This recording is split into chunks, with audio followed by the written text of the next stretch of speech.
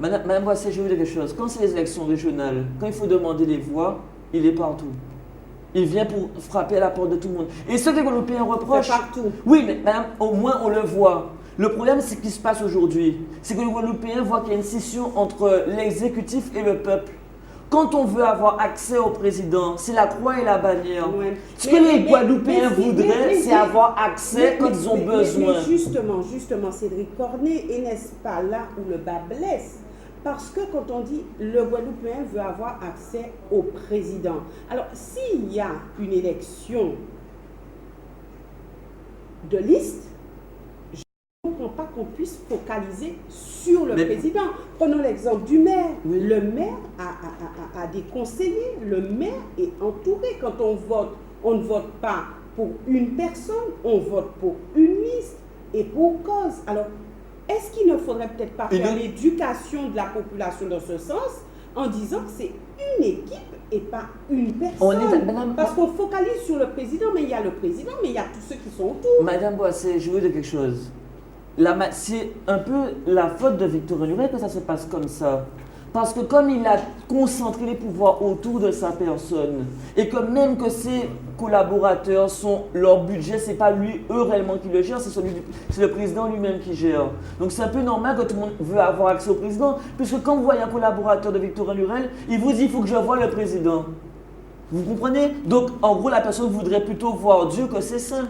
Ça, c'est d'une. Mais c'est pour ça aussi que je suis pour le vote uninominal. Je suis pour qu'on ait des conseils territoriaux qui soient réellement responsables d'une partie de la Guadeloupe.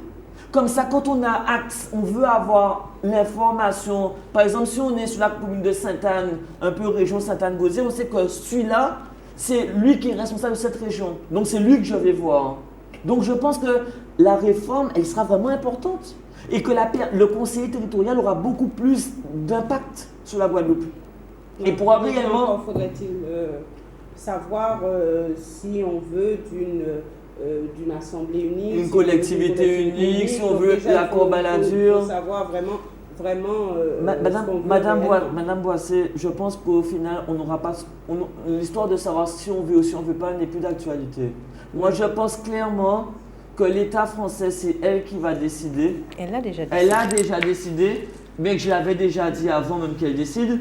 Et on va se retrouver que si on veut nous faire consulter, ce sera une question de l'État français, de Nicolas Sarkozy. Donc au final, ce sera toujours eux qui auront décidé.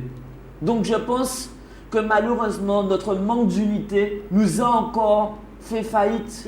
Cédric Cornet, nous sommes malheureusement presque quasiment arrivés au terme de cette émission. Êtes-vous prêt pour travailler avec Victorin Lurel, en tout cas avec l'équipe de Victorin Lurel? Est-ce qu'aujourd'hui c'est trop tard? Est-ce que vraiment il y a une cassure franche ou est-ce que vous êtes prêt pour travailler?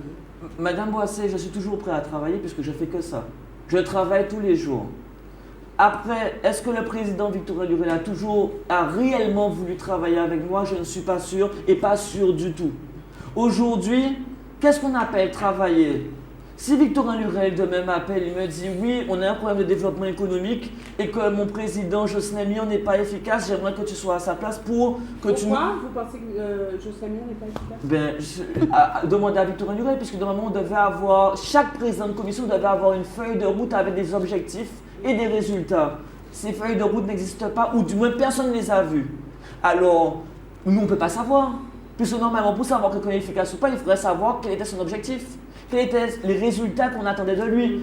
Les résultats que j'attends de ce qu'il devait faire ne sont pas à la hauteur de ce que la population attend et ce que Cédric Cornet attend. Donc chacun devait avoir une Mais feuille de route. c'est Victorin Lurel qui l'a dit le jour de l'investiture. Il a dit chaque président de commission aura une feuille de route avec objectifs et résultats. Et que si les résultats n'étaient pas atteints, il y aurait des sanctions. Aujourd'hui, on est déjà au mois d'octobre. Qu'est-ce que vous attendez, les résultats ou les sanctions? Non, moi ce que j'attends, c'est les feuilles de route déjà. pour savoir où est-ce qu'on va. Parce que malheureusement, on travaille à l'aveugle. Donc pour travailler ensemble, il faut déjà savoir où on va. Le bateau région, c'est un bateau perdu parce que le capitaine du bateau, il est perdu. Pourtant, sur ce bateau, il y a Cédric Cormier. Mais c'est ça, alors c'est pour ça que je ne veux pas me perdre avec ce bateau. Donc vous partez du bateau? Non, c'est comme moi, j'essaie de réveiller le capitaine du bateau pour lui dire il faut arrêter de dormir. Et je réveille l'équipage, mais c'est pas évident. Voilà. Merci Cédric Cormier. Merci Marilyn de l'UG d'être venue sur ce plateau. Merci. Nous nous retrouvons la semaine prochaine pour notre émission 10 sur 10. D'ici là, je vous souhaite un très bon week-end. Au revoir.